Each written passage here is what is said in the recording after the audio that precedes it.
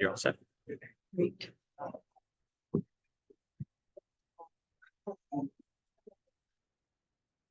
Good evening, and thank you for coming out tonight. We appreciate it. Dawn has the big program that we're going to hear later on today. The microphone isn't working. I think I have a loud enough voice. If you can't hear me, just give me a finger up and I'll speak louder. My name is Elaine Stenger. I'm from the local League of Women Voters here in Northeast Michigan. And I was asked to just kind of start the program to talk a little bit about the origins of the League. So I do have to say, when we moved up here 8 years ago, a friend said, you have to join the League of Women Voters. And it was like, how do I get this to move this slide?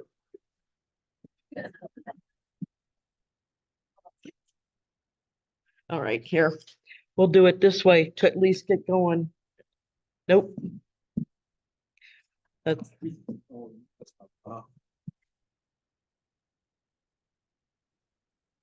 Let's see if it works or not. There we are. That's cool. All right. So we heard these were warrior women who were a ton of fun to work with, and they got things done. So we had to check it out. So 8 years ago, we joined the League of Women Voters and have had a blast and have gotten a lot of things done.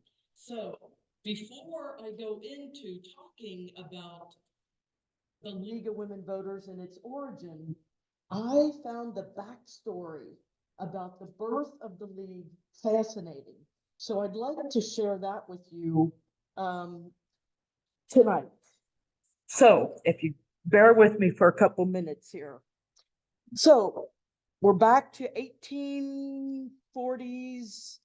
The women had been involved in the abolitionist movement, and they wanted to secure the vote for themselves. So they continued their activism, and in 1848, the women's rights movement was born in Seneca Falls, New York, where Elizabeth Cady Stanton and Lucretia Mott met. 12 years later, the 19th Amendment was first introduced to Congress. So 1860. It was first introduced.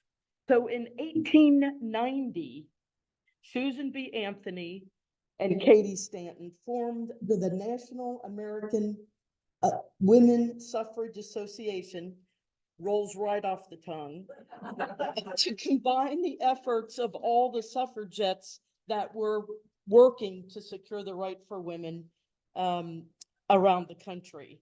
So Carrie Catt, who was the original founder of the League of Women Voters, became president of this association after Susan B. Anthony. So the 19th Amendment was introduced into Congress in 1860. It sat there for 59 years. The women were continually working, trying to get it passed, but it took 59 years. And in 1919, Congress passed the 19th Amendment. So why? What was going on in 1919?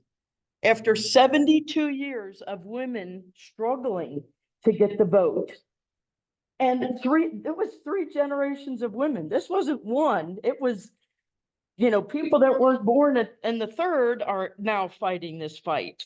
So what happened in 1919, 1920? If we go back, 1918, World War I had just ended.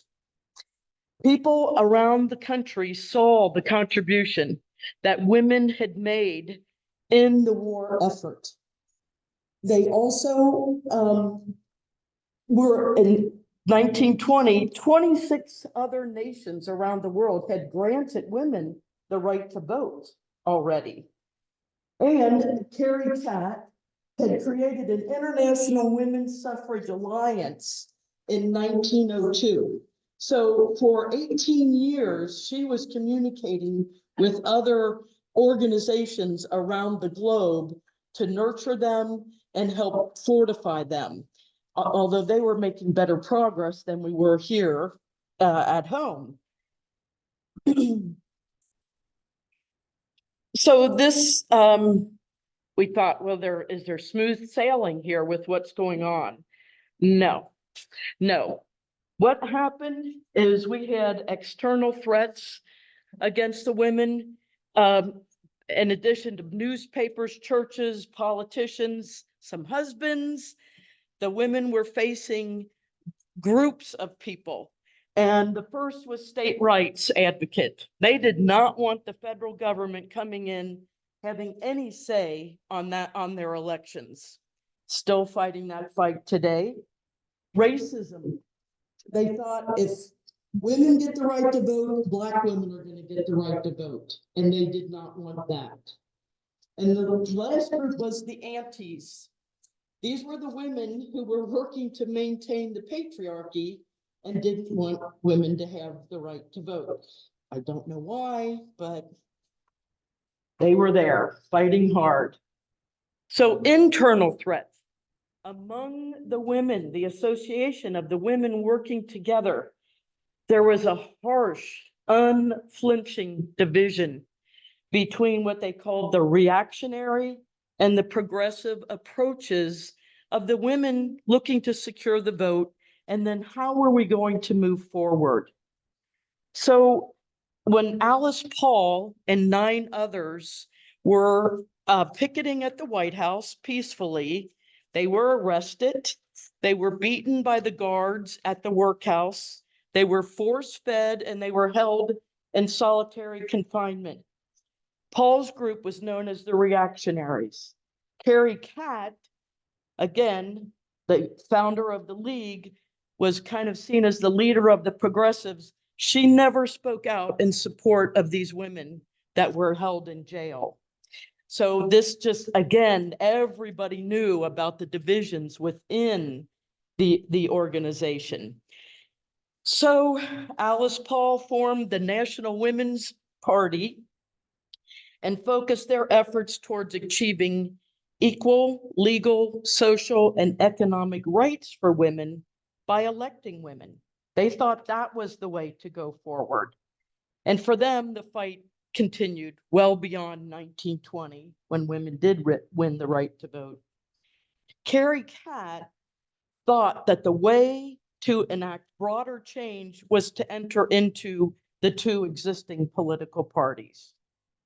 And so in 1920, 6 months before the last state ratified the 19th Amendment, we got cookies for anybody who knows what state that was. Yes, thank you. Cookies, chocolate, or whatever else is back there. You get your pick. So Carrie Catt proposed the creation of the League of Women Voters as a way to finish the fight and help reconstruct the nation, bring people together, and then let's move forward together. So the League began as a mighty political experiment designed to help. There were 20 million women who won the right to vote in 1920. After women finally got to the right to vote, the turnout was a little disappointing. And what we discovered is the League of Women Voters' mission of nonpartisan voter education and issue advocacy was critically needed. But there's an analyst, of course, in hindsight. Several people thought that, channeling all this political energy and expertise into this nonpartisan passive education thing wasn't the best idea, wasn't the best use of money. They thought it siphoned off some of the most talented women into these passive roles. And at the same time, the League of Women Voters grew nationally in membership and in respect. But what the result happened is the women were dividing up amongst themselves, and oftentimes they would oppose the same candidate, oppose the same issue. They'd be on opposite sides. So 1923, 3 years after women get the right to vote, Alice Paul introduces the Equal Rights Amendment into Congress. Guess who opposed it? Carrie Cat, the League of Women Voters, Eleanor Roosevelt, the New Dealers, labor, social welfare leaders, and the aunties. The aunties that didn't want women to have the right to vote were still going strong. Their opposition was still strong. And here's Carrie Cat and the aunties sitting on the same side of the issue. Head scratcher, head scratcher. But they believed, the aunties believed, that the ERA wasn't necessary because in the Constitution it said all men are created equal. But let there be no confusion. The words man, men, nor mankind did not include women and minorities. Women were arrested for trying to vote. They did not have the vote. Phyllis Schlafly only owes her ability to vote due to the suffragettes. And the fight for the vote continued among minority groups. Native Americans got limited coverage in 24, full protections in 57. Chinese Americans, 43. Asian Indian Americans, 46. Japanese Americans, 52. African Americans did not receive full protection for voting until 1965. Amazing. At the same time that these gains were made, some states were working hard to disenfranchise the voters, to enact laws, to use violence and disinformation to keep people from voting, fighting the same fights today. But did you know the states could be punished for disenfranchising voters? I had no idea that this was the case. The enforcement power granted to Congress in the 19th Amendment protected Black women's vote. And the enforcement power in the 14th Amendment said states could not strip, which the state's representatives would be stripped equal to the number of voters that they disenfranchised. This power has never been used by Congress, but they have it. Who knew? So the legacy of the women's suffrage. The women's suffrage movement was one of the leading defining civil rights movements in our country and in the world. They had unbelievable organizing strategies, lobbying techniques, nonviolent protest, which became models for other civil rights movements. Now, I was alive in the 60s. I don't remember women getting credit for the nonviolent, passive activities of the civil rights movements going on in the 60s. But other part of the legacy, the women's suffrage movement nurtured great female orators, executives, lobbyists, philosophers, and politicians. And last but not least, another tangible legacy of the suffrage movement was the League of Women Voters. They are still active in every state, still educating citizens, still nurturing leaders, and still helping make democracy work.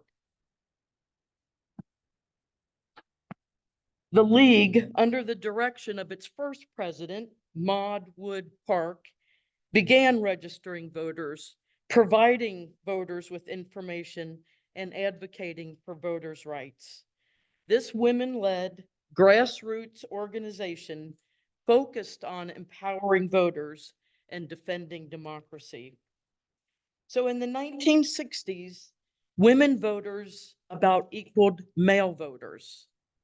In the 1980s, women voters surpassed male voters, and that margin continues to widen.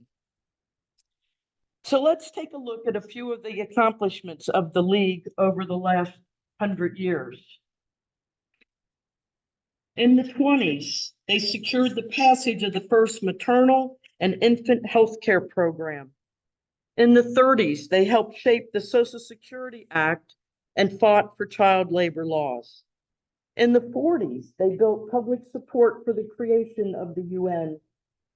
In the 50s, they sponsored the Freedom Agenda, which was a national program of community education and discussion on civil liberties. In the 60s, they fought against discrimination in education, employment, and housing. In the 70s, they sponsored the first televised presidential debate, campaigned now for the Equal Rights Amendment, and built grassroots support for the Clean Water Act.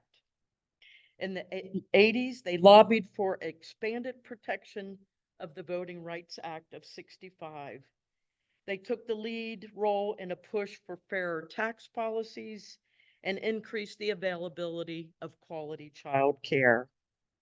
In the 90s, they led a grassroots campaign for the motor voter law, where when you go renew your driver's license, you can register to vote. In the 2000s, they offered the first candidate debates online through a nationwide internet-based voter education program. If you've never heard of Vote 411, it's amazing. This program provides general election, state election specific, nonpartisan resources to the public. If I want to find my polling place in any state, I can go to Vote 411. If I want to find out what issues, ballot initiatives are going on in my state, I can go to 411. If I want to find my polling place, what are the candidates' views, I can go to Vote 411. Amazing. What an amazing thing. And in 2019, the Supreme Court ruled the courts were not going to solve the gerrymandering problem. So the league stepped in, and in 50 states, they put forward the People Powered Fair Maps Initiative, and in Washington, D.C. And that was to create a fair and transparent, people-powered redistricting process to eliminate partisan and racial gerrymandering nationwide. Wow. In 100 years, quite the accomplishment.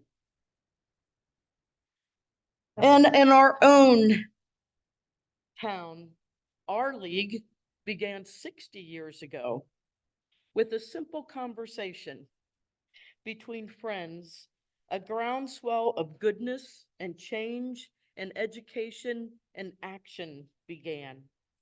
In 1962, Harriet Brubaker, who's the wife of the school superintendent, approached Bernie Nethercutt, and I was hoping Bernie could be here. This is Bernie. About the need for a local league. Bernie is still our guiding light today. The following year, a provisional chapter was created, meeting the financial and membership needs from the state and the National League. They had 44 members they were able to pull together in 1 year. They were officially recognized in 1965 by our local league, and they were up and running.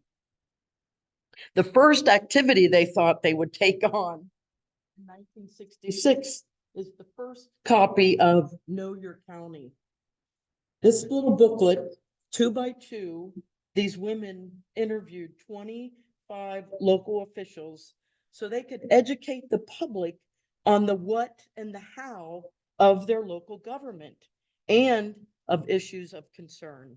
I'm still learning new things about Alpena and how things work in reviewing these books. The first booklet opened with this: In 1920, the women who had just won for themselves the right to vote saw that they must know more about government if they were to make their hard-won votes count. This is as true 45 years later as it was then. All League of Women Voters activity has grown out of this need to know more in order to choose better. That's still true today. So after reviewing the early files of our league, I was exhausted and astonished at all these women had accomplished. In addition to a monthly board meeting and member teas, they produced a newsletter, newspaper columns, radio shows, candidate and policy forums, voter and issue guides, ran a speakers bureau, an observer corps, and undertook studies on local issues of concern. Much of this work continues today. But I have to say, it wasn't until 1973 that these now 80 women warriors escaped the parenthesis. On the membership roll, instead of their first name, they were known as Mrs. So-and-so with their first name in a parenthesis. But in late 1973, the board of directors in the membership roll finally read Vernie Nethercutt, Florence Stibbets, Judy Stillion, Phyllis Lund, Shirley Dutcher, Marion Dunkel, just to name a few. As the League of Women Voters, we believe in the power of women to create a more perfect democracy. That's been our vision since 1920, when the League of Women Voters was founded by leaders of the women's suffrage movement. For 100 years, we have been a nonpartisan, activist, grassroots organization that believes voters should play a critical role in democracy. So if you ever dreamed that you would have ridden with Paul Revere or the Freedom Riders or walked along Martin Luther King Jr., now is the time to saddle up. This is our moment to fight the good fight to defend our democracy, and the League of Women Voters is our way to do that. Thank you.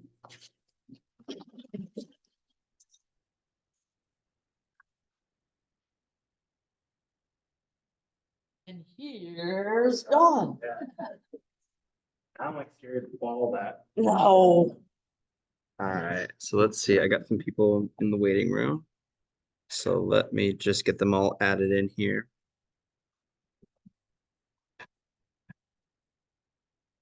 And then I will turn down this.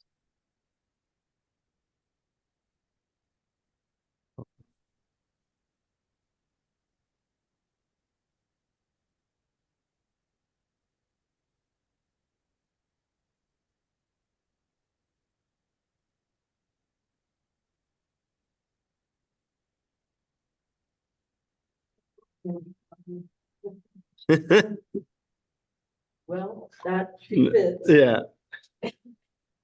Funny. I have to do a lot of finagling here, so. Okay.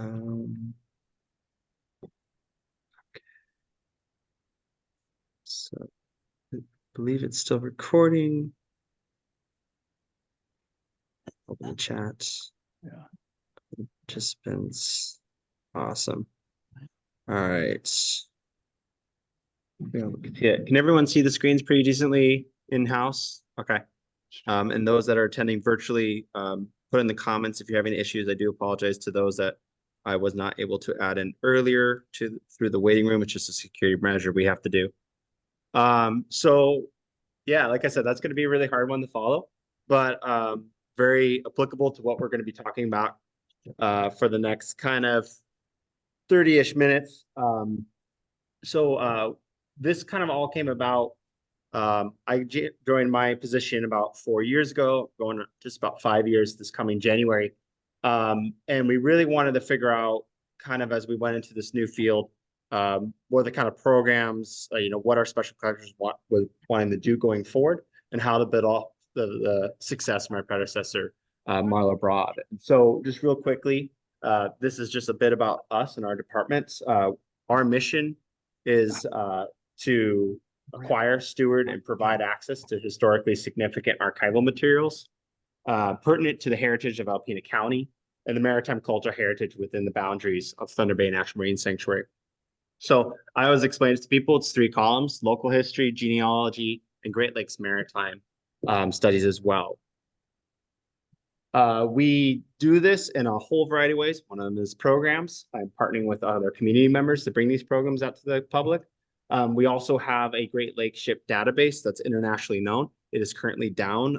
There was a ransomware attack, not on us, thankfully, but over in Canada, and it happened to affect the city's infrastructure. So they're being cautious and they've shut down all the instances of these databases. We work through a vendor.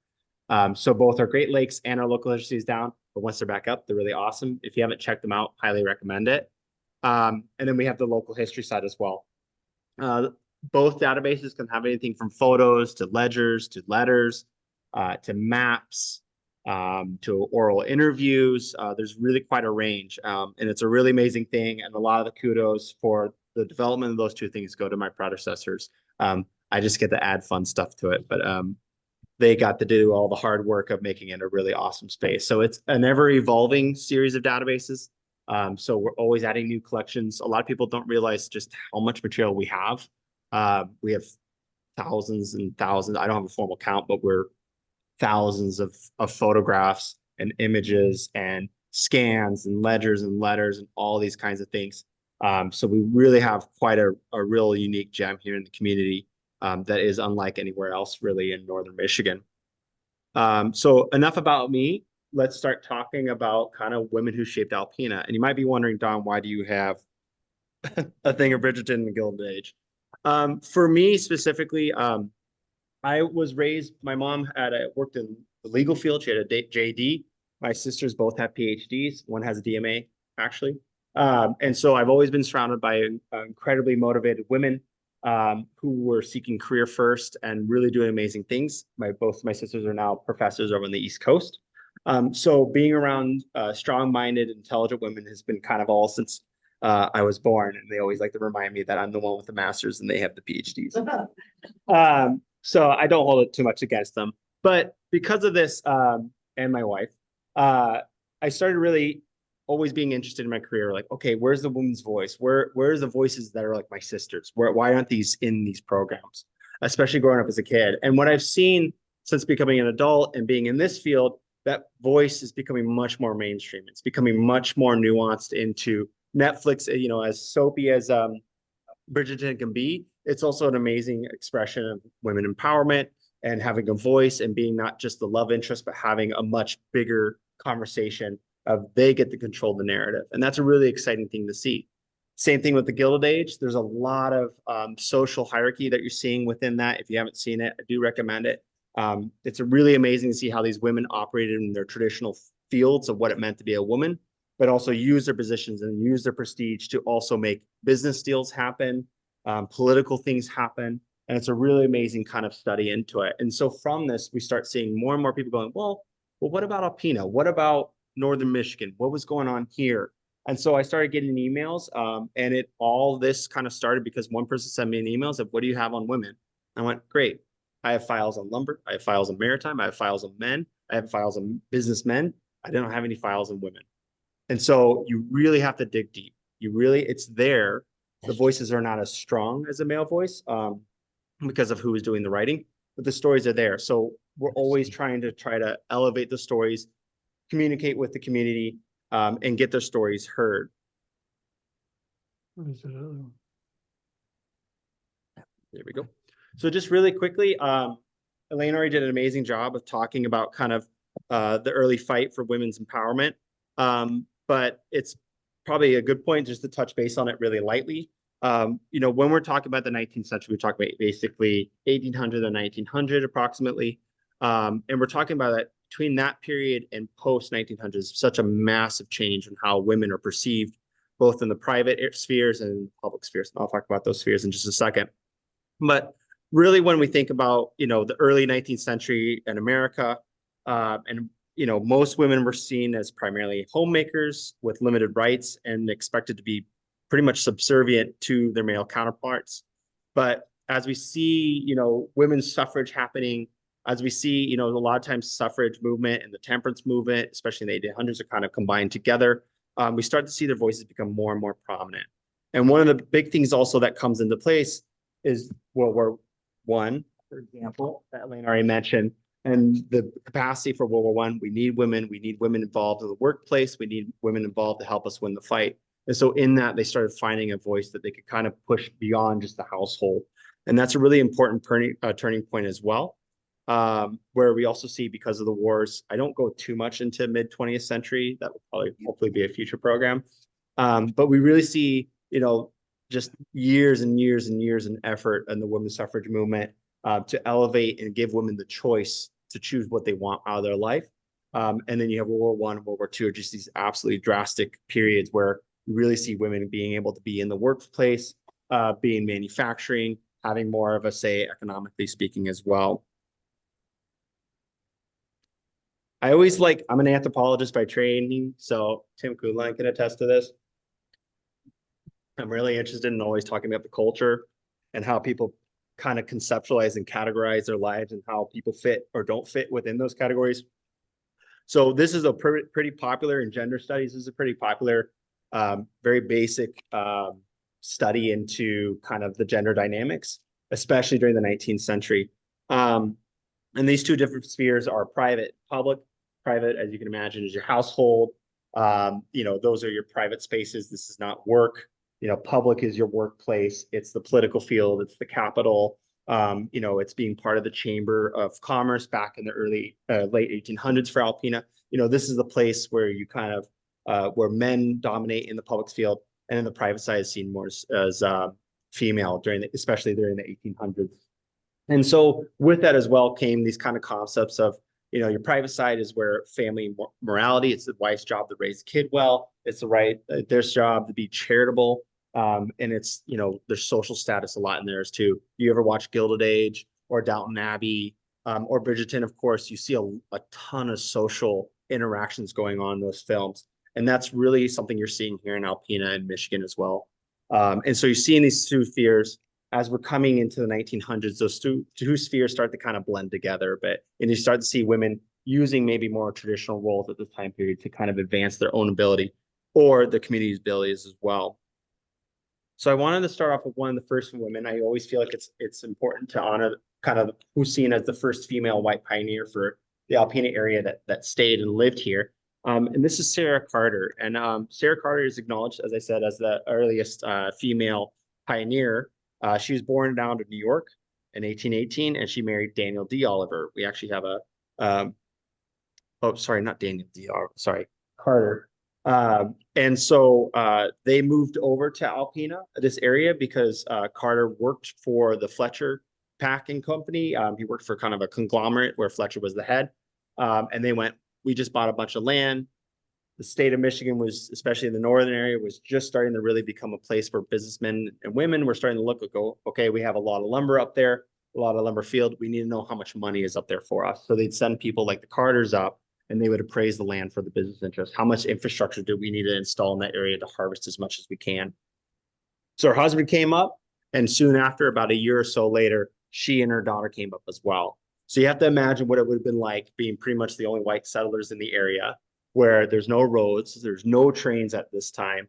And the only thing connecting you to the rest of the world is that one ship in the spring after a really fun winter, and having all the mail and everything else come in. There's amazing accounts that they talk about when the ice finally breaks, because a lot of times the ships would come up from Detroit, go up to Bay City, and then from Bay City hold in spring until northern Michigan opened up, and then they come up.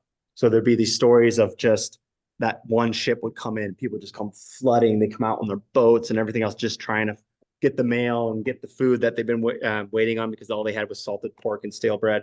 But Sarah Carter was one of the first ones to really be part of that. And so during this time period, you have to imagine when you came here, this was not, you know, a family-friendly location. This is a lot of lumberjacks that were out here making their money, usually young French Canadian men. And so not exactly the place you'd bring up a family, but Sarah Carter did it. While she was here, she was always known quite well. Whenever someone was dropped off by ship, she would greet them. She'd have them come over to her house. She'd have them be able to have dinner. They stay at their house because there is no hotel. So really, she's the first introduction to the Alpena County area, especially for businessmen and women coming up to this area. And you have to imagine if you're a young woman and your husband's moving up to Alpena and say the early 1860s, and you're going, honey, why did you do this? And then you got there and Sarah Carter's going, hi, welcome. Here's the community. Then all of a sudden, maybe Alpena looks like a little bit better of a location. So she's really pivotal, not only to the business side, but also to the community aspects of showing people, hey, there's a community that can happen here. And she was one of the leading people as part of that and encouraging that. It's always fun to notice too that she herself helped her husband when he was postmaster. She used to help him carry mail between Alpena and Bay City between 1859 and 1860. And during the summer times, this be by a small boat, usually something like the size of a Mackinac boat, if not smaller. And then in the summer times, it'd be dog sled through the ice because you have to remember you have a sable. You couldn't really costly a sable unless it was wintertime. And so she would be with her husband. They're on the dog sled teams or they're on the boat helping to get the mail up and down to connect people. So a pretty awesome person. She's also considered the first informal physician. She had some medical training, but nothing like licensed or certified in a sense. But you also, again, have to think about, you know, if someone got hurt up in this area, where do you go? If something happens with a very sharp saw, where do you go? And the answer is Detroit. So you think about that sale between here and Detroit going nothing but maybe 8 miles per hour, if you're making really good time, that's a lot of time. So typically what happened is if someone was injured or not feeling well, they usually got dropped off at Sarah Carter's place. And she would patch them up as best she could, give them what they needed, and then they'd dump them on the boat, and hopefully they'd make it to Detroit as well. So she acted as basically the main doctor for a number of years for Alpena. So she's always a good one to start off on. I like to always joke that these are the 4 women that are the reason I have a job today. And these are the ladies of the Metropolitan Library. And they were organized. We don't know much about Alpena's. Well, we know some about Alpena's history, but we can't get like this really rich detail that we get in the 1870s because there's just not a lot of records around. And a lot of the early newspapers in the 1860s kind of disappeared, burned out, or they just weren't really published a lot. And so, but what we do know was that around 1864, a group of 4 women came together in kind of a charitable sense and went, well, you know what? I think we need to create a place for people to come and feel like they have community, to feel like they're connected with the outside world. Again, in the village of Alpena, as it was then, had only been around since 1857. So again, still very much disconnected, truly only connected by those boats that came in and out during the shipping seasons. And so these 4 women, Diana Richardson, Lucy Morse, and Susan Mather, we don't know who the 4th is, came together and decided, okay, well, let's combine our resources and the libraries that we do have, and we'll start hosting basically every Saturday or Wednesday. People can come to a specific house, which I believe was Richardson's house. They come there, they could sit in the study and they could read books, and they can get access to the outside world. Elaine was talking about kind of the whole, people being called, Mrs. C.W. Richardson, that would have been her husband. Makes it really difficult as an archivist because I only had Mr. C.W. Richardson. So you have to do a ton of research that kind of bring the woman's back into it. The reason why Susan has a question mark is because I don't know if that's actually Susan's first name. All I had was, Mrs. S.A. Mather, and the only Mather I can find in the census record was a Susan. So again, nothing like absolutely finite. So again, kind of trying to help recreate that history and bring those stories back to light. But there isn't much else really known super well about these four women. We know they got together. We know that they formed the reading circle and started creating that library system. And then soon after organizing, of course, they created the actual library itself and opened it up to the public in about 1869. But that's really it. That's all we know. That's the foundations that this place now exists, is off of these four women's charity and coming together to create a place. And so that's why I always joke that I have a job from them. Staying in the vein of women kind of coming into the workforce, Lizzie Nason, or E.C. Nason, that you'll see in kind of the newspapers, is a really interesting woman. She was born in Boston in 1846, and she moved to 1871. And very quickly, as she became a young adult, she, was charged with the reading room for the White Ribbon Society of Alpena, which at that time, the White Ribbon Society was like a temperance movement here in Alpena.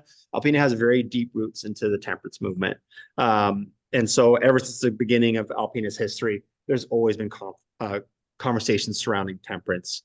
And so the White Ribbon Society was one of those groups that promoted temperance. And Lizzie Nason was actually hired herself an important kind of the informal librarian of the White Ribbon Society.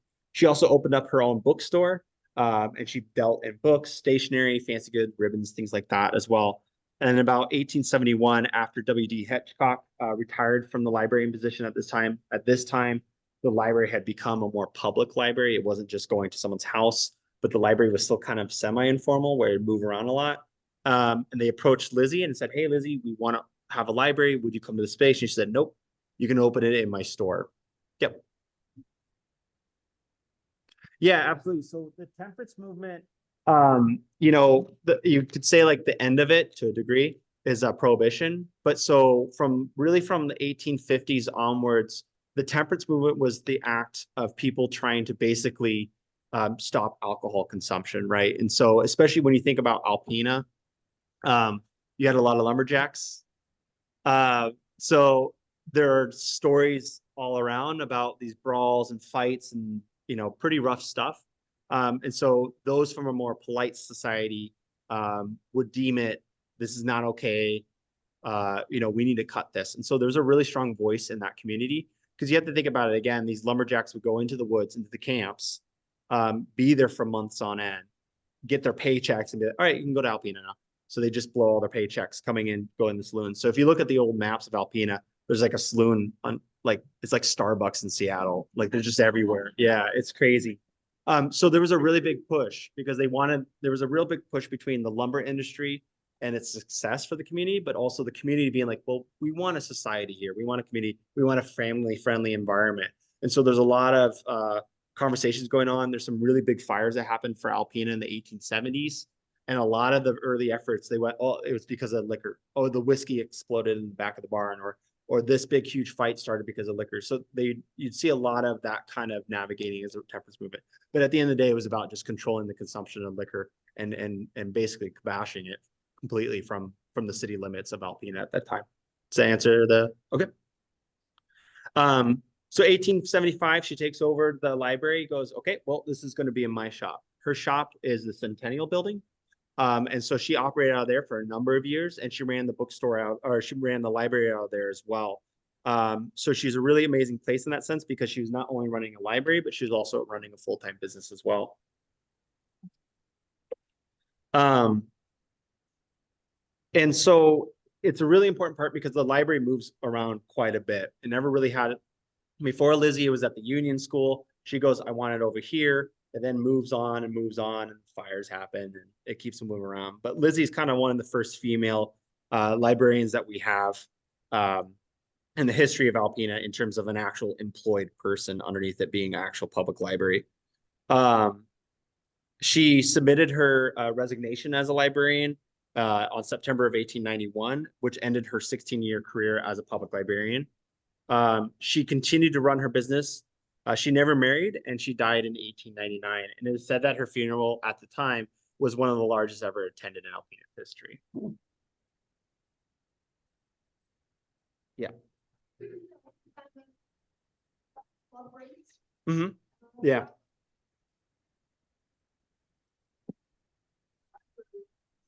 Mm-hmm.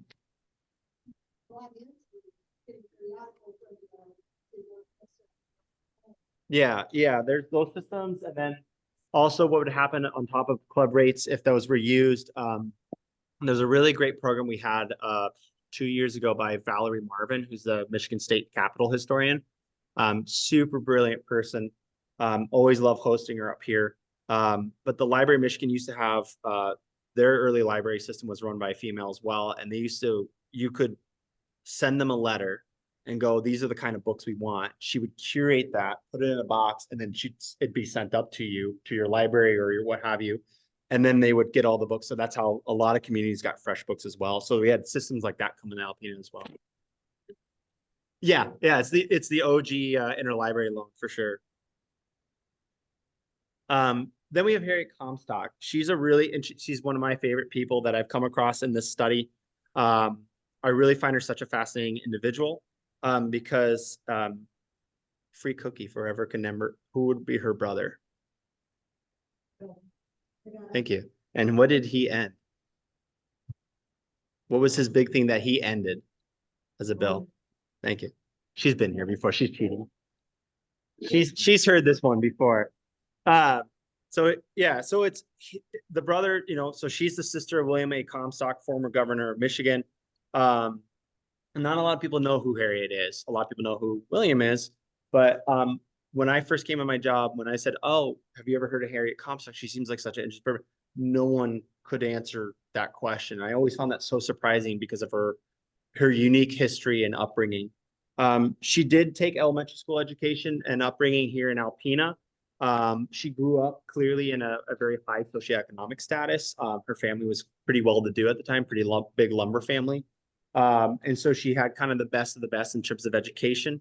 After her education here in Alpena, she took pre-college courses at Baldwin School and later graduated from Vassar College. Vassar College is a pretty prestigious, especially at the time, female college out of New York. And one of the big things that they were involved with at the time that Harriet went to college was kind of like philanthropy or like social service systems. And that was very popular for women of like high socioeconomic status. They go to college and they basically would be able to be trained almost in like professional charity services kind of thing like that. Several years later, after graduating, she went to Chicago first, but then she returned to Alpena because she saw an opportunity for the community service portion of what she was so involved in at the time. Under her leadership, the Women's Civic League was organized, and the Alpena Women's Civic League was organized in 1912 with Comstock as the first president, which sought to better their community and promote the status of women led initiatives. One of the main services the league held was the visiting nurse service. This was a completely free service to the Alpena community, one of the first of its kind in the state. And later it was actually adopted by the city health department, which kind of spelled the end of the program for the Women's Civic League, working with that. But around this time, Comstock was an active member of the Michigan Equal Suffrage Association. There's actually an article from Grand Rapids here on the right from an unknown source that basically points her out as being one of the members. We believe that she is, I'm going to point. Video help you understand the factors that contribute to your business. But for those attending, if you can see my mouse, we think it's this person.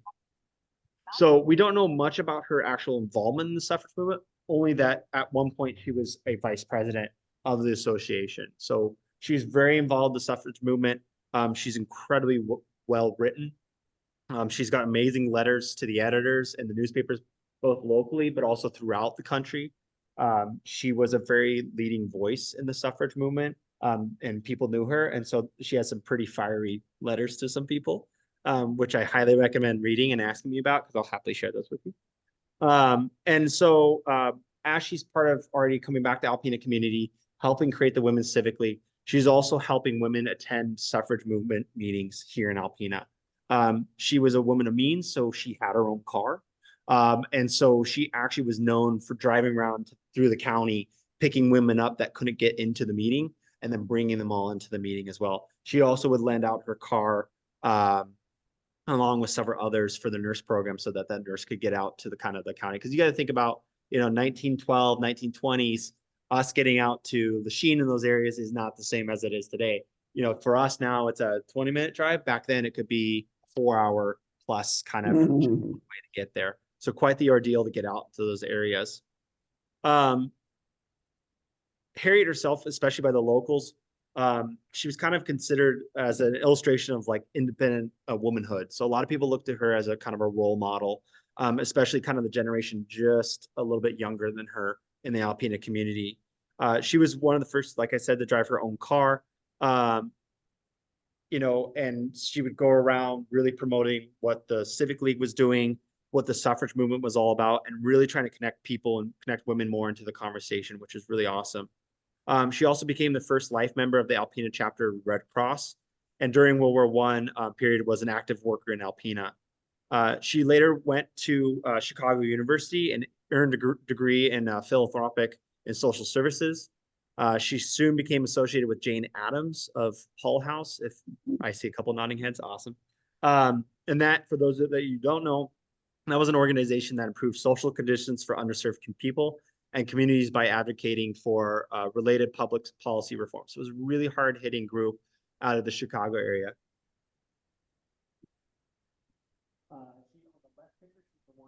Well, I'm not sure if it's probably not white, but I'll say the one on the white. So she's this one right here, and that's her sister Marie. Where did my mouse go? Comstock returned to Michigan after being in Chicago for some time, and she accepted the role of deputy director of the state public welfare department in 1933, until she became the director of the women's division of the state emergency relief administration until 1939. So again, she sits in very high positions, and comes back to the state of Michigan and uses all the experience and all that kind of rallying that she gained experience here in Alpena and takes it to the state level. It probably doesn't hurt that her brother is the governor of Michigan during part of those times, but again, I think it's pretty well deserved because you learn more and more about her career, you just realize just how capable she was. I've given this presentation before, but for the sake of time, I didn't include it. But she had this amazing article or letter that she wrote because she helped start the Women's Civic League in the 30s. They were having a meeting and they were like, "Hey, Harriet, do you want to come back and give a presentation?" She's like, "Unfortunately, I can't make it, but I'll write you a letter and you can read it." And the letter just basically blasted people. It was pretty ruthless.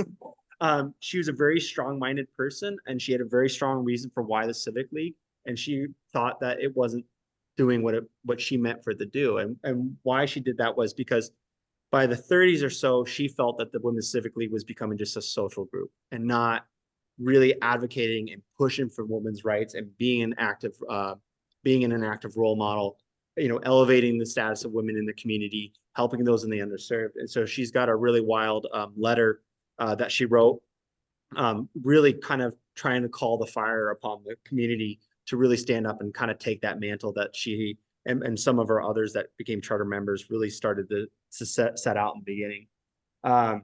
There's so much more I'd love to know about Harriet, but unfortunately she did pass in 1939. And so I'm always still hoping to find more material, but most of the material I've found has either been through some Google searches or a lot of it's been local stuff as well. We're hoping that as we work to make more collections accessible, that her story will become more and more to light, and we'll be able to kind of really add to her story.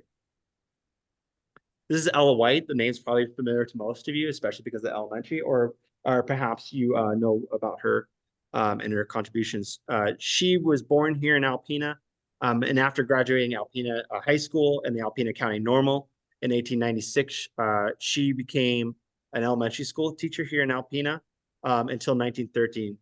From then, she went to become the city editor of the Alpena Daily Echo, and then 1914 became a business secretary of the Alpena Public Schools, and she held that position until her retirement in 1950. She herself was a charter member along with Harriet and Marie Comstock of the Women's Civic League here, and she was their second president, serving from 1916 to 1919. One of the three citizens who took initial steps to establish the Red Cross in Alpena. She served as secretary of that organization until, sorry, I got a person waiting here. She served with that until 1948 and later was made and given the honorary life member title.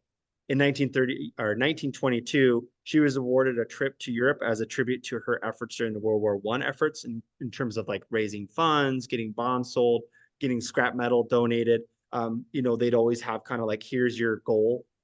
And she'd always help fulfill that. And as a result of her contributions, they actually sent her over to Europe to basically tour all of Europe that had basically been, destroyed in some aspects, to see what her work hopefully had helped in bringing an end to.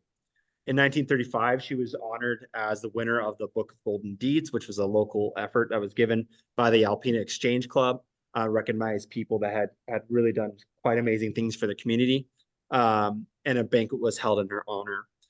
Towards the end of her life, following her retirement, she came together and started researching and published the book called A Century in the Alpena Public Schools, which detailed the beginning years in the formation of Alpena's educational system.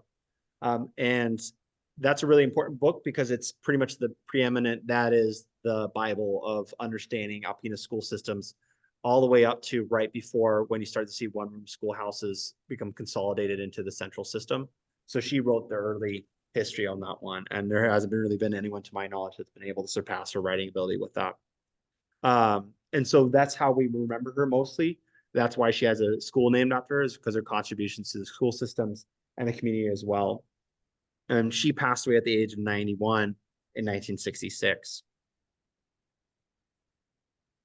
Let me check the time here. This is the Women's Civic League that I've been talking about so often. I'll keep it kind of short because I don't want to keep you all here too late. But just to recap, in December of 1912, Harriet Comstock herself called a meeting of about 40 women in Alpena. The meeting concluded with 12 of them becoming the executive board, and empowered them to write a constitution and bylaws for an Alpena Women's Civic League. Members of the first committee were Helen Fletcher, Mary Rosenfield, Cora Eddy, Sadie Glenacki, Ruth Cobe, Ella White, Marie Comstock, and Frances Gravy. The organization was formally organized on January 20th, 1913. And it's really awesome. You can call the Besser Museum, and with very careful hands and under guidance, you can actually access the original meeting minutes. You can actually see their call to order and what they talk about. So it's an amazing resource that hopefully one day I'll have more time to dive into. The league itself established, as I had mentioned prior, a number of civic programs for those in need in this area. Charity was the first and foremost objective of this group, and therefore very quickly a charity committee was formed. And its first project was to survey the needs amongst low status communities, meaning poor, orphan, widow, neglected, and ill children and their parents. And from the survey, multiple departments were established to meet the community needs. One such program was the Tuberculosis Committee. Another one was the Child Welfare Committee. And of course, the other one was the Visiting Nurse Committee as well. They also did a variety of charity balls, social gatherings that raised, a number of dollars for the organization to be able to put back into the community and help those in need. During their first charity ball they did, that was hosted by Helen Fletcher. They raised at the time $380, which would be today considered about just under $10,000 alone. And another successful fundraiser that they were always a part of was called Tag Day. This started in 1913. Members would stand on the street corners and with red banded boxes and armband insignias, and they would basically solicit funds. The first time they ran the fundraiser, they amassed about $631. So basically double of what the original charity ball had done. And through these fundraisers, and again, it goes into the visiting nurses programs. It goes into, youth charity. They had a milk program as well, make sure people could get access to clean milk. Yep. Yeah, the book Ella White bought, that is available here in the library. We have a copy in the Alpena History Room, and I think there's a copy you can check out downstairs as well. That one gets checked out quite a bit, but it's a really good read. So yep, it'd probably be in the Michigan collection downstairs. Eventually, as the nurses work program grew, they went from a horse and buggy system. You have to imagine what that would have been like. Then they eventually were able to raise the funds to buy a Model T Ford, so they didn't have to rely on the members to drive around as well. And then the league realized the need for detection and control of tuberculosis as well. During this time period, 1913, 1918, we have a rampant bout of tuberculosis. I'd love to do a program eventually about that one. But they were really pivotal in really trying to address that issue because there really is no centralized healthcare at this time. There's no like, oh, you go to the hospital and get checked and get your shot. So the Civic League really was paramount in kind of nipping the butt of tuberculosis, especially among the children in this community. And so really throughout their history, they had always been very civic minded. They lasted and continued their civic programs. Eventually, some of those programs got adopted as national healthcare systems became more popular, as we started to see more centralized health, hospital systems like our system coming into place. Less and less needs were there for maybe a civic group of this type. But they continued all the way till about 1991. And leading up to 1991, they really started having conversations of, we just do not have the membership. We were not able to attract people to stay into officers' positions.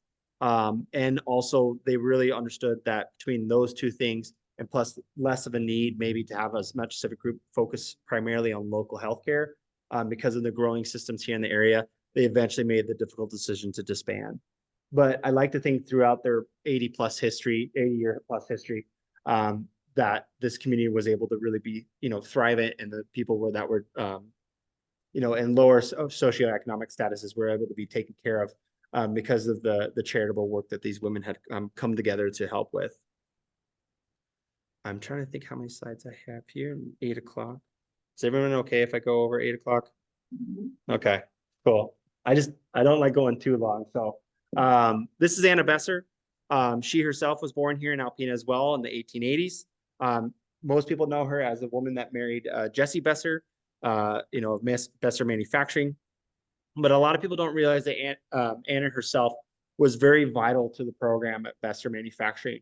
A lot of times Jesse, of course, probably being a nice husband, but also very much meant it that she was really the backbone in many ways of his success, but also the success of the organization as well. She was known to be working in the office. She was known to be helping make decisions and business decisions and financial decisions.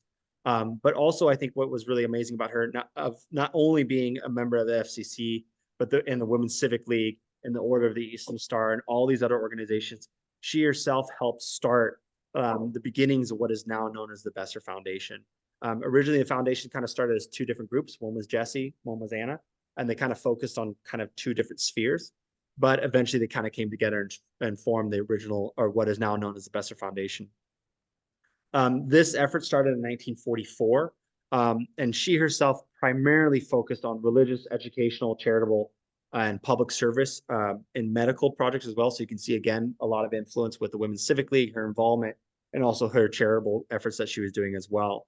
So between the creation in the 1940s and 1978, the Besser Foundation itself, as a result of Anna and Jesse's contributions, was able to provide $8.66 million back into the community. I don't have today dollars what that would be, but if someone's good with math, then I'd love to hear I would love to hear that number as of today. So again, the Besser Foundation is still around, and it's primarily because of Anna's charitable efforts that this organization still exists, and we're still benefiting from it all the time. There's multiple projects I'm involved with at the foundation's pivotal in financially supporting. She did die in September 23rd of 1958, and shortly after the Anna M. Besser Elementary, we now know it pretty much just as the Besser Elementary or Besser School, was built just after her death to honor her contributions to the community. The women of the Alpena Garment Factory, we've talked a lot about women, predominantly who I've talked about, the higher socioeconomic status women that had the financial means to be charitable, to be in these organizations. But we're kind of starting now to really go changing into this 20th century period, and the kind of this new world for women, especially in the workforce. And I think the Alpena Garment Factory is one of those organizations that's commonly overlooked in their history. When we talk about the lumber and the cement manufacturing, a lot of people don't think the garment factory. And I think that's a really a big disservice to these women, and what their contributions and also what this organization, this company did for women in this community. The garment factory itself started about in the mid-1920s, and it actually started here in this large conference room. And this was under the direction of two young dress manufacturers from Detroit, J.R. T. Randall and Benjamin Cunningham. And they envisioned this room, or just envisioned in this room, 50 women working away in 1920s, sewing machines along the east wall, which would be this wall, and large tables, absolutely massive tables that would go in the full length, that would just have yards and yards of fabric across it as they stitched away. So at 32 and 33 years of age, Jared and Ben ventured to Alpena to establish an apron manufacturing company. I'm assuming everyone knows what I mean. When I say younger people, they think it's like the normal apron, but it's like the dress apron that you would wear at the house, right? Maybe let's have grandparents. Yeah, I've Dottie's give me the thumbs up. So they did that kind of the house dress that you could just basically wrap around you and tie off. And they were massive manufacturers of this product. Some people go, well, why Alpena? Why did they move such an industry from Detroit all the way to the Alpena? And the answer is that Jaron, the two guys really wanted to find a place that had a little bit better of a workforce. They were looking for a more small town to start their company. And it just so happened that both of them knew Charlie Cronin of Cronin's Department Store. And if you don't know what that is, that used to be on 2nd Avenue. It used to be kind of one of the original department stores here in the community. And they were very trusted colleagues and friends. And they said, well, why don't you come up to Alpena and give it a look? And so they came up here, realized that, I think there's something to this area. I think we might have something here. And World War I was a really major turning point for putting women in factories. So who else better to make women's clothing in a factory setting? Women. And so they became very quickly the main workforce for the company throughout the 2 decades that the garment factory was in operation. Because of their role in this position as well, a lot of these women were able to provide food on the tables. They were able to, earn an income that maybe perhaps they weren't able to earn before. And so with the economic stability that they were able to generate for themselves, I'm sure that they also found their own political voice as well, because if you're sitting in a room with 100 women, you're going to have a conversation and you're probably going to say, wait, this is happening to you, or this is happening. Oh, that's what's going on. You start having these conversations. And so this group actually found its own voice and went on strike multiple times. We know that they went on strike 3 times over probably its last 6 or so years. Unfortunately, after the 3rd strike, the Alpena Garment Company announced that it was just going to close forever. And on July 5th, 1940, the stockholders voted to liquidate the company assets and offer the 6 plants and its equipment up for sale. There's some really amazing photos of the governor had to get involved. They did all these assessments, all these things, but there's these great images of the police being in the front, protecting women that wanted to go in, protecting, women that were being hired on contract kind of fee to come in. And then people surrounding that area being not very happy about that. We know that for the most part, many of the strikes mainly had to deal with, during this time period, women were paid basically by the yard. How much material did you finish that day? And that's how much they paid you. And so there really started to be much more conversations around like, well, we think we need to get paid more per yard, or maybe we need to be paid an hourly rate, and so a lot of the conversations, the 3 main strikes, that was always at the heart of the issue was always a pay raise. We think we deserve more, or we need to be able to depend on this income more. What if I'm sick? I shouldn't have to worry about my kids starving because I had sick, or little Timmy was sick, or what have you. So there's a really interesting conversation, and they use the news for that voice. So you see all these really interesting articles that come out back and forth that basically they're advertising to against each other and for the community to support or not support what they were doing. The company, even though the strike finished and it liquidated the company as a result, it was purchased by Fraser Products. And Fraser Products basically lasted.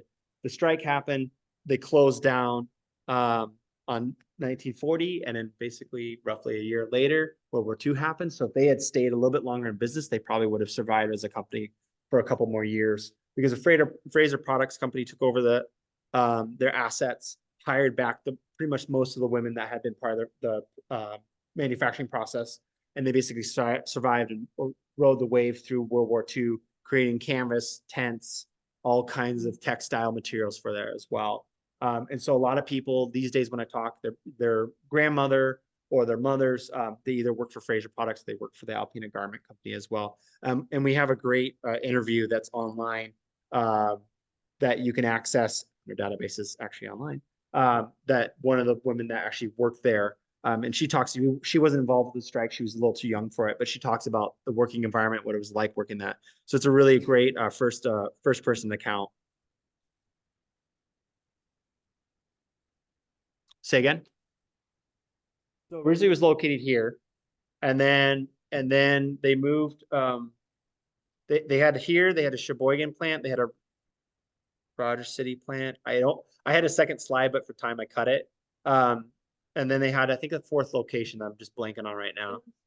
Yeah, well, so then this group moved to Chisholm Street where the public safety building is. They tore that building down to make the public safety building for that. But yeah, they originally started here and then they went to Chisholm, but they had multiple locations. I think at their height, I don't have the number in front of me, but I think they employed roughly about 1,500 women. So big, like huge. For example, here in Portland Cement paid more, but I think at their peak, 800, 900 people. This would have been here on Portland Cement in the early days. Yeah, around the same time. So even though the pay wasn't as great, they were the bigger employer out of most industries here in Northeast Michigan. So again, why I always love throwing their history in there as well. This Carol Welch is a really interesting, I don't know if anyone here maybe knows her, but this slide is a direct result of me giving this presentation and someone coming up to me and being like, hey, I want to talk to you about my mom. And I went, okay, let's do it. And so Carol Welch is a really interesting person that I'm just starting to learn about. And she herself is just such a fascinating person, and I can't wait to get to know her more. But she herself was born in June of 1923 in Detroit, and she was raised throughout most of her life by her father, Dr. Nicholas, forgive me for the pronunciation, but Schleider. And he was affectionately called Jocko by Carol. For most of her youth, she was raised in Detroit. She attended Wayne State University to become a dental technician. Her dad was a dentist. So then she went to work with her father at his practice. And during this time, as we're going into World War II, she really starts to develop this deep, deep passion and interest in aviation. And so her dream when World War II happens is she wants to join the WASP. She wants to be part of the Women's Air Force Service Pilots, which was an effort to join civilian female pilots to carry out civilian objectives throughout the United States. And so she wanted to be part of that. But if you can tell in her photo, she wore glasses. And as her son would say, they were very, very thick glasses. And so WASP had a requirement. She was unfortunately not able to meet the requirement because of her eyesight, but she had no problem flying a plane for the rest of her life. She became certified as a private pilot. And then soon after that, the Detroit riots hit in 1943, and she and her father made the decision to move up to Alpena. I believe the story was that I think the family had a cottage in Harrisville, and so they knew about the area. And so when that started happening, they realized, maybe we need to start thinking about going somewhere else. They thought, okay, we're going to go to Alpena County. So she and her father move up to this area. They restart his practice. And then very quickly, she becomes very active member of the Michigan chapter of the 99s. And the women's, I don't know, does anyone, show of hands, does anyone know who the 99s are? Awesome. Okay. So I get to tell you what the 99s are. They're really cool. So there's the national group, which is the 99s. And then there's the Michigan chapter, of course, of the 99s. And the 99s is a women's pilot organization named after the 99 women who showed up to the very first meeting. And one of the main organizers was Amelia Earhart. So their whole effort was to create a passion and support the passion for women to pursue careers or personal, involvement into the aviation field. And so Carol herself was very much drawn to this, being herself a pilot. And she went, okay, I'm going to join this. And so she helped really start the Michigan chapter for this area. And she really represented Northeast Michigan in many ways. And through her involvement, the 99s would do educational outreach, they do scholarships, they would do mutual support efforts. And she really used her passion and was a pivotal agent in establishing also the Schleider Airfield, which operated from 1945 to 1950. If you don't know where that airfield is, for those of you joining us virtually, my mouse is over it. For those of you in person, I'm going to point to it. That airfield, if you know where Monahan Point Road is and Weiss Road, as they kind of tee off, this is US 23. That's Weiss and that's Monahan. So for those that are here electronically, this is US 23, Weiss, and Monahan. So, her father, Jocko, realized the passion of his daughter and said, well, let's do this. He himself at the time of all this building was only a student pilot. She was already a full-blown certified pilot at the time. And this is a really great photo from Jeff's personal archives. Here's the dedication photo. Who's missing from it? Carol. And Jeff likes to point that out. Jocko's here in the middle. And I'm assuming that she's the one taking the photo. Because it's because of her that airfield in many ways was established, and basically built the rest of her career, but also supported female aviation here in the Northeast Michigan area.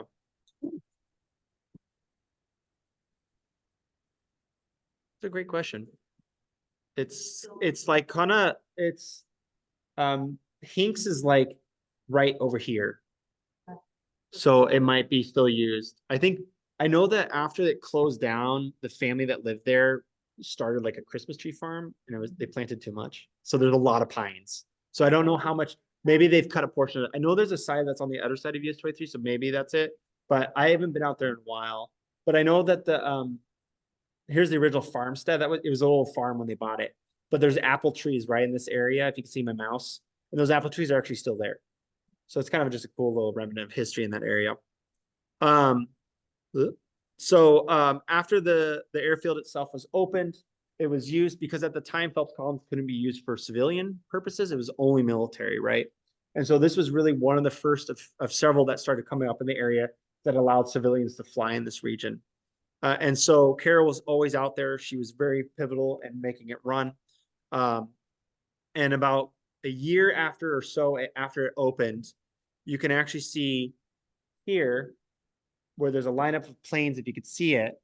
That is the first Michigan Chapter 99's meeting that happened in Alpena, and it's at her airfield. And so she had them come up. Usually it involved training seminars, coming together, dawn patrol, which meant breakfast in the morning, and then also races as well. She was very, very involved with promoting airplane races throughout the community. And these races would take off in Alpena, and they go for 200 miles through a certain specific course. Every plane had its own handicap depending on the type of plane, and then they land back in Alpena. And so she was she participated in these races, but she was also very large in organizing them as well. So not only a year after opening the airfield did the Michigan 99s come, a year after that, she met her husband in the airport here, or at an airfield in Ann Arbor, Robert or Bob Welch. And after a whirlwind romance of about 2 months, they eloped and married, I believe in Saginaw. I don't think Jocko was involved, but Jeff always remembers Jocko not being happy about that. And Robert or Bob, he decided, well, you got an airfield here. At the time he was, during World War II, he was a gunnery trainer.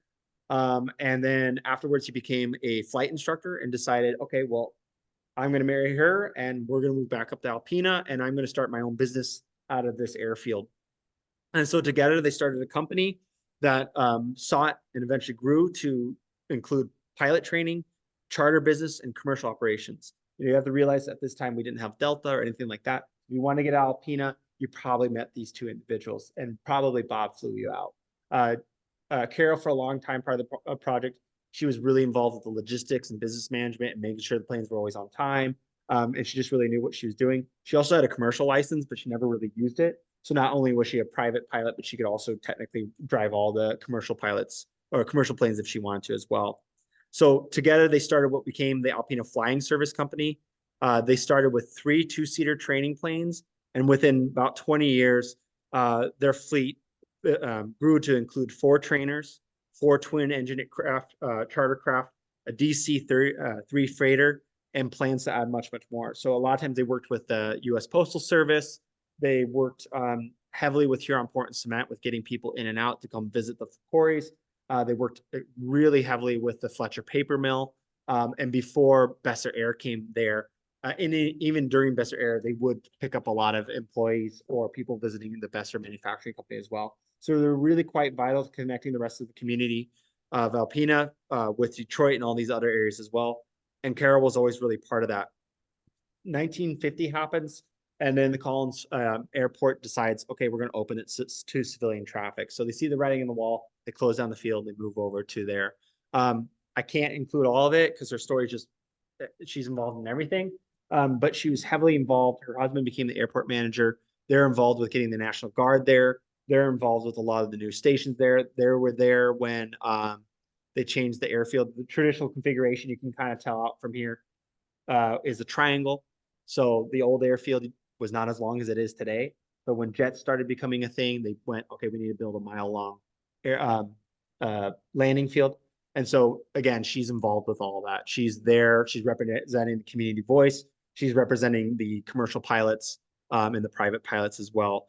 So if anybody's involved with flying or anyone wants to know more about flying, if you study her, you'll learn quite a bit about Alpena's aviation history. On top of doing all this, of course, she gave birth to Cody and Jeff, Jeff being the person that I've talked to about this slide. And she raised them. They were born pretty much at the airport and were raised at the airport. There's photos of them in cowboy hats on the fuel tanks. It's crazy. But they eat and sleep aviation, and they're just the aviation family. So they have these amazing scrapbooks that Jeff has been very kind to loan to me for the purposes of scanning for this. They will go back to him, but hopefully one of these days, maybe we'll be able to work with them to make them accessible to the rest of the community, because they really are a testament. And a lot of the scrapbooks are from, she made them. And they're just amazing. You know, it's like, oh, here's the first hangar, here's the first terminal, and she's there. And it's amazing what she was able to be involved in.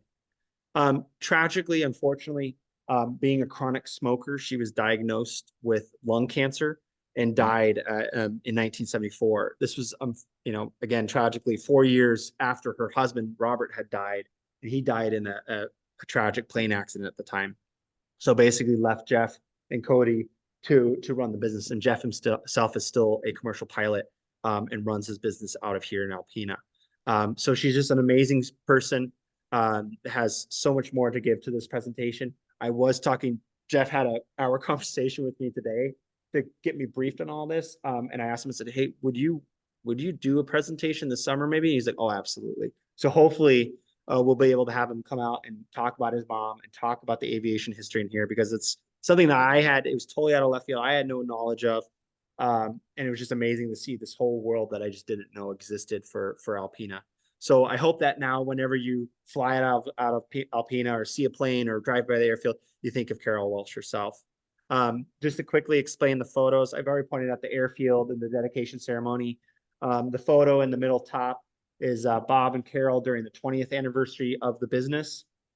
And then on the far right, this is Governor Milliken.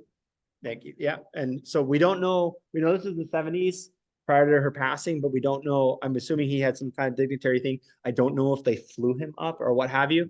But I asked him, I was like, oh, do you think your mom knew about this? Or was he just canvassing the area? He's like, oh, she knew. She's in her best. She's dressed up. She's got her makeup on. She knew he was coming.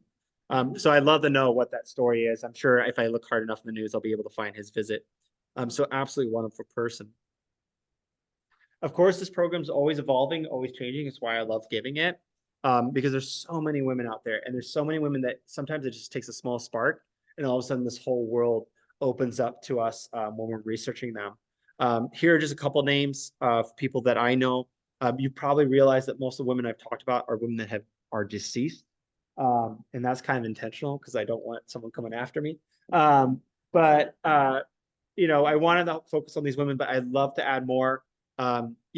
This is 20 slides. I probably have 30 slides, and I hide half of them so that I can keep it to a time limit, which I'm more than happily going over. And so these are different women that their names have popped up. Mabel Van Knocker, we have a bit of material on, but not much more than just the basics that you can get from obituary. But she's, to our knowledge, the first female commercial photographer. And she operated, I believe, the building, if you know where Presskill Cider is, and then there's the barbershop right next to it. And then there's a gap, and then there's like the house looking building. I believe that's her studio. When her husband died, Van Knocker Studios, which is if you work in the archives, you'll see their photos everywhere. She takes over the business and runs it for years and years. Ida Potter is, to our knowledge, the first female optometrist that came in this area. Millie Alpern herself became the Alpena Probate Court Registrar, which we believe is the first of of a female being in that position. Say again? Oh, that's right. I forgot about that. And then we have Mary Van Fleet. She's a very interesting person as well. She herself started and ran the Alpena Business College, which was kind of like a typewriting college, secretary college, but so much more than that. And she wasn't raised in Alpena, and she didn't stay in Alpena. She basically went from this and then went on to do larger national and state initiatives as well. So again, a very interesting person that I'd love to be able to find out more information. And of course, there's always names that people always throw by that I have a list that I throw them on. So if you know of women, maybe I need to add some more from the League of Women's Voters. You know, there's so many stories out there. And if we don't collect the stories now, especially from those that remember them, the stories get lost to history. So. Mhm.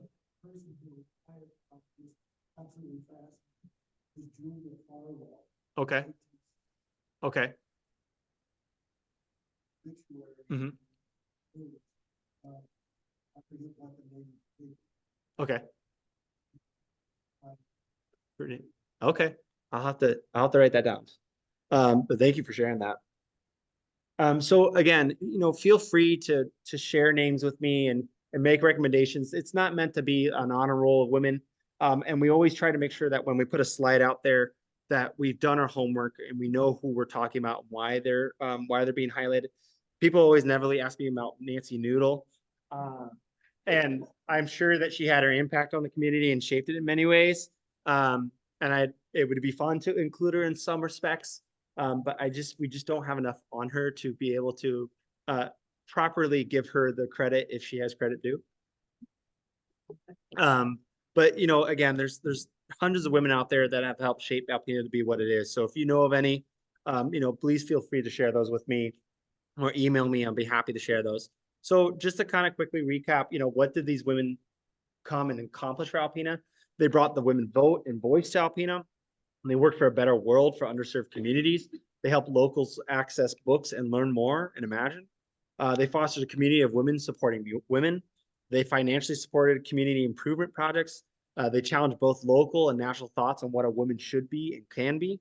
And they also provided essential products for the country and the world. I didn't mention it during the Alpena Garment Factory, but that's in there. They were considered at their height to be probably in the top 3 of manufacturers for what they did. They had showrooms in Paris and they had showrooms in New York. So these stories are absolutely wild and super fun to share.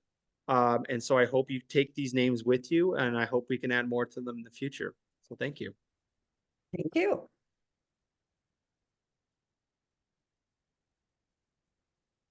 So I'll take questions in just a second, but for those attending virtually, you are more than welcome to add a question in the chat if you'd like. Because I have you all mute, so I can't hear you if you try talking. So I'll look up for the comments. Yeah. Yeah, 190 million today. Yeah, yeah. So yeah, it's just absolutely amazing. And what was fun too about this was that we had a program prior that was kind of like Women Alpena, but it was like infamous and famous. But it would be like we talk about a silent film actress, and then we talk about, oh, this person came by boat and stopped out, and they're really interesting. But I felt like we didn't have anything at the time. When I was like, man, I'm getting emails about this. Like, how come we don't have anything? So it was really fun to be able to kind of delve into their history and bring names that I feel like no one's heard before or people have forgotten since, which is unfortunate. So, yep.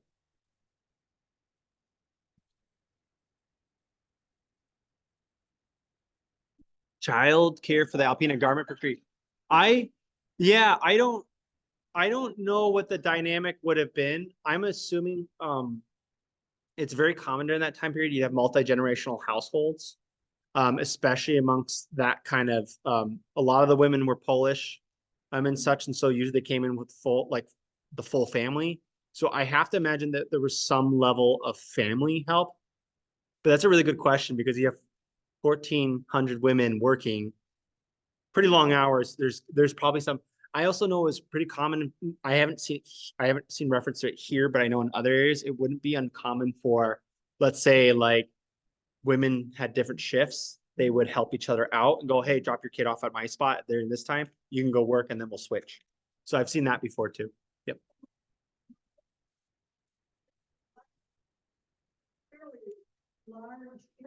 Mhm. Yeah. Yeah.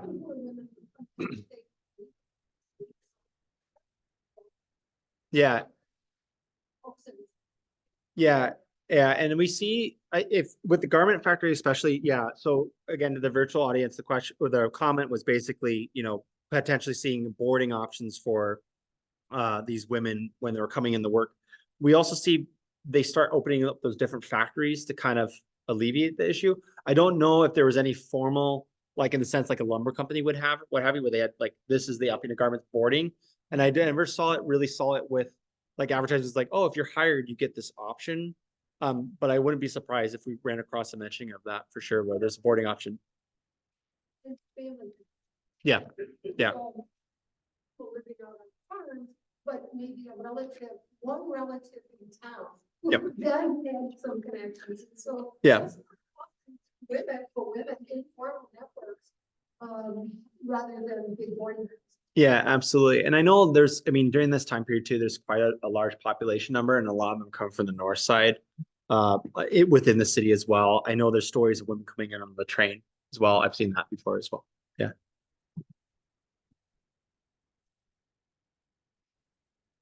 Yeah, yeah, yeah. The police came in and they pulled in the National Guard afterwards. Yeah. Yeah. It's a their history is a very, really, really interesting history. And we love sharing it. But yeah, it's really fascinating.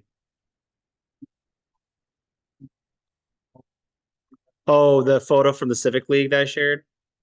I could get you the answer. I think it could have been. Yeah, so this is from the early 60s. And I think most likely during that time period, what was very common was Memorial Hall, or what we call Armory Building now.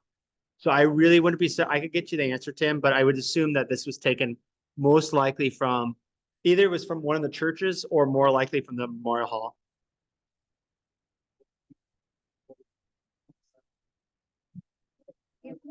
Yeah, I think it was I think it was the 60s. So maybe it's in there. I know I have an article that supports that, so I can pull that and find it for you, but it's a great question.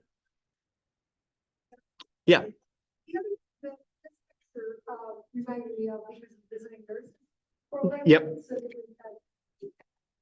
you know the dates of the hospital when it was downtown? Yeah, there's the McRae. Yeah, there's a McRae on hot. I don't have the exact dates. But yeah, you had the McRae Hospital and you had a couple other spots. McRae was there in Washington. There's an Airbnb technically on that spot nowadays, but there's that location. There were a couple doctors' offices closer to the commercial core, and then the hospitals. Gosh, I'm kind of stabbing at the dark here, because it went through so many different like shifting.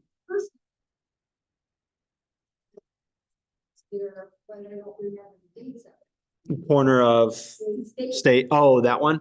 Yeah, I don't know what the dates of that one were. Off the top of my head.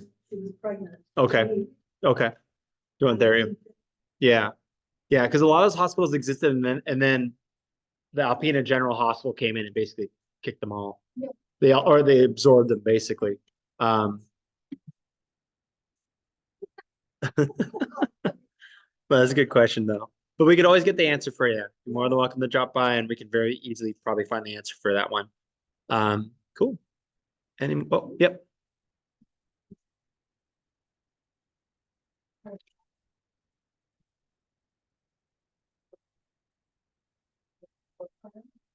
Oh, the brick building. Yeah. Yeah. Yeah. That building's yeah. Yeah. That building's got a very interesting history for those virtually attending. The comment was about the, what's called locally, the Poor Farm that now the hospital has. It's that beautiful brick building that's opposite of Duck Park. Yeah, it's got a really interesting history there used to be records, but whether because of medical legality, what have you. I always wanted to know if there was records to that place, because a lot of people do ask like, oh, I can see like my great-great-grandfather all of a sudden was like committed to, the infirmary because of tuberculosis or when it was a poor farm and all that stuff. What is that all about? But we think the records, they don't. They got burned. Yeah. Yeah. Yeah. Yeah. Yeah.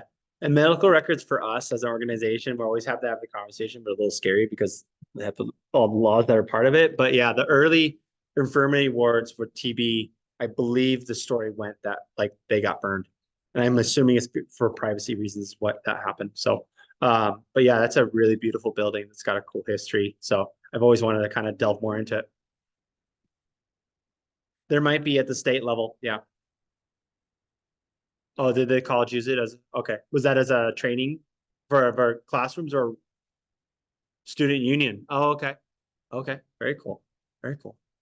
Yeah, cool. And you, oh, yep. My mom lived in Rogers City, Mhm.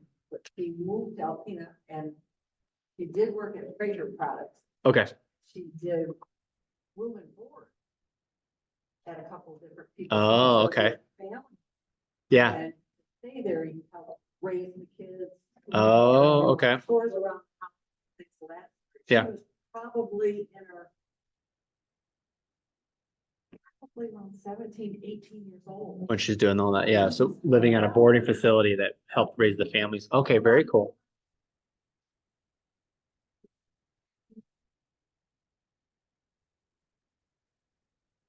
Yeah. Clear and her sister was wagon into from Clear out in that to go to high school. Yeah. The kids in Folsom lived, they had a dormitory, like a boarding school. Okay. Oh, yeah, they have boarding facility there to this day. Okay, very cool. Very cool. Cool. All right. Well, I appreciate everyone coming here. I'm sure there's still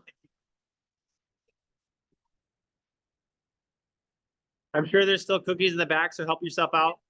Just a reminder for those here in person, we are technically now closed. So if you're gonna try to check out a book, it's not gonna happen. So, yeah, I'm the last guy to clear the building, so just a heads up.